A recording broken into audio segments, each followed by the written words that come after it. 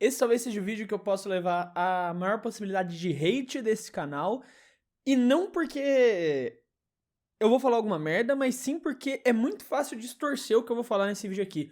É muito fácil alguém pegar um corte ou alguém ignorar todo o resto do que eu tô falando nesse vídeo, focar em uma frase e falar, olha esse bosta aí.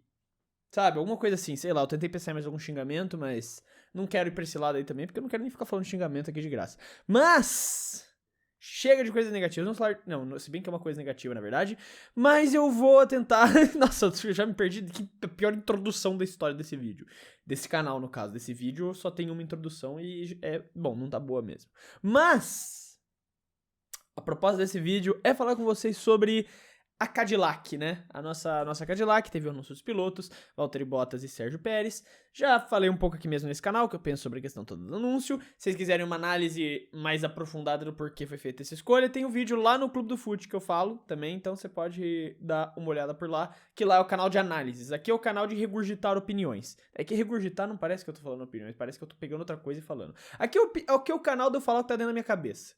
O canal de analisar, pegar dados, essas coisas, Clube de F1, canal de falar qualquer coisa, aqui mesmo, Fred Girnos. Dito tudo isso, senhores, teve o anúncio da Cadillac e, de novo, eu vou me defender antes de começar a falar aqui o meu ponto de vista sobre a distorção que tá tendo sobre... Cara, estão pegando esse anúncio da Cadillac e as falas dela e distorcendo, aqui no Brasil, especialmente por conta de toda a saga Drogovic. Estão distorcendo as falas da Cadillac de uma forma que eu esperava que fosse acontecer, mas do jeito que tá acontecendo, eu tô me surpreendendo.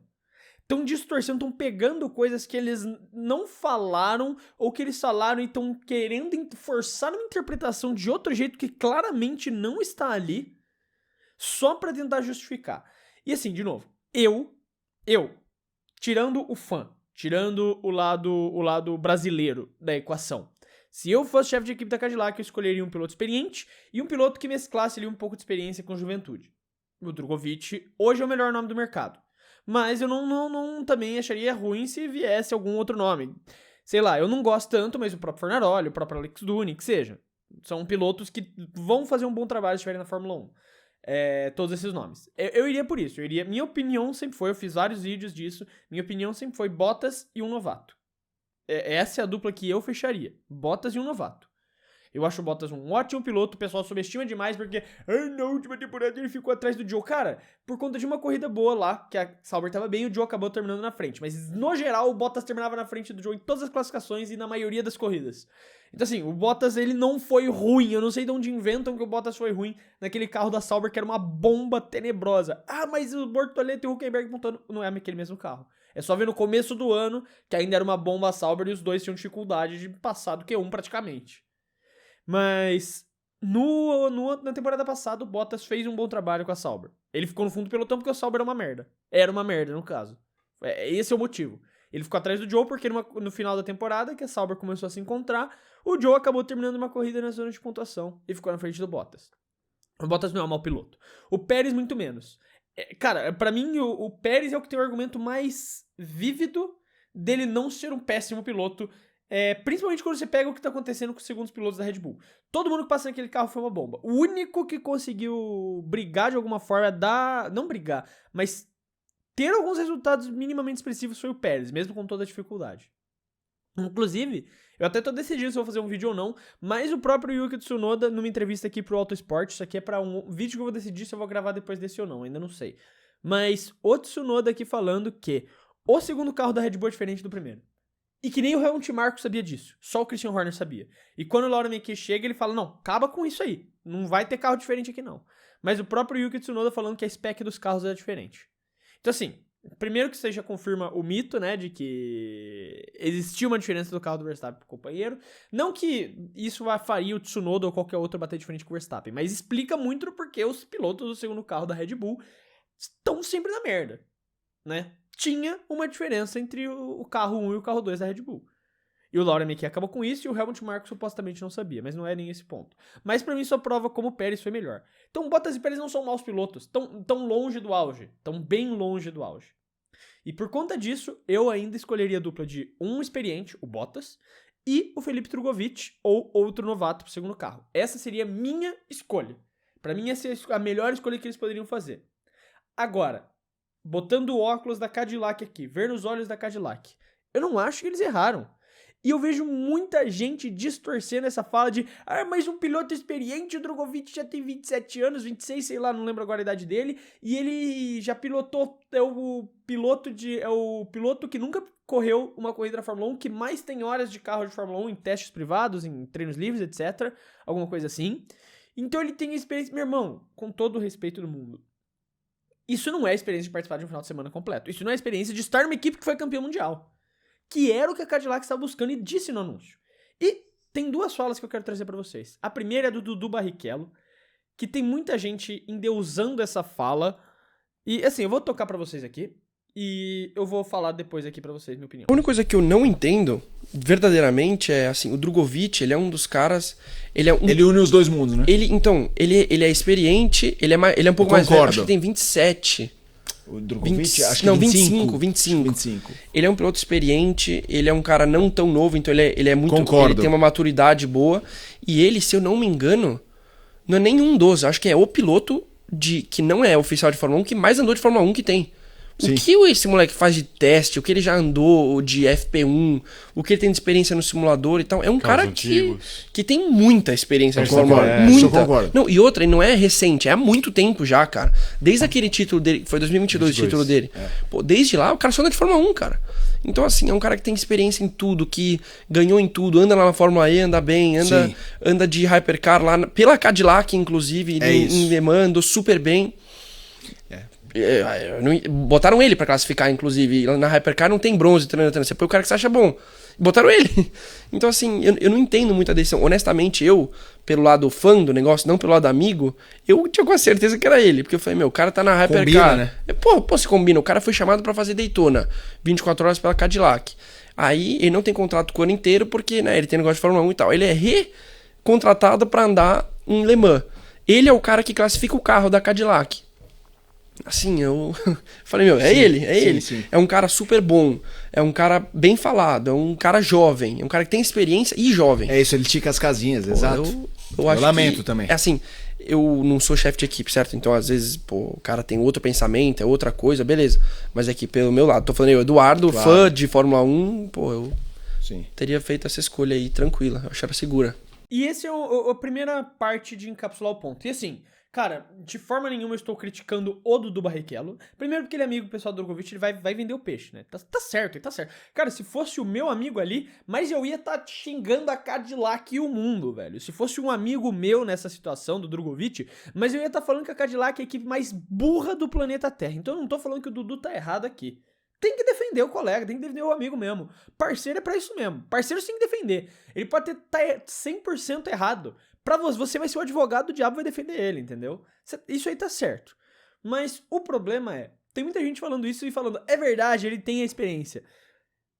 A Cadillac não tá buscando experiência em carros de Fórmula 1. Ela tá buscando experiência de gente que entende como funciona a dinâmica da Fórmula 1. E por mais que o Drogovic esteja na Aston Martin há muito tempo, ele não tem a mesma experiência que Bottas e Pérez de mais de 10 anos.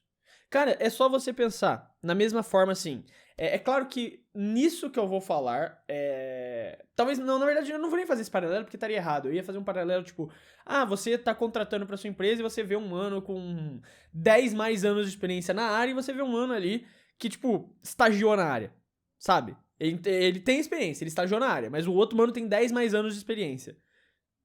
Sabe? Mas ainda assim é porque performance de atleta decai com o tempo. Mas não, pior que faz sentido ainda a analogia. Você vai contratar quem? Um mano que tem 10 mais anos de experiência na área aparecendo na sua porta ali.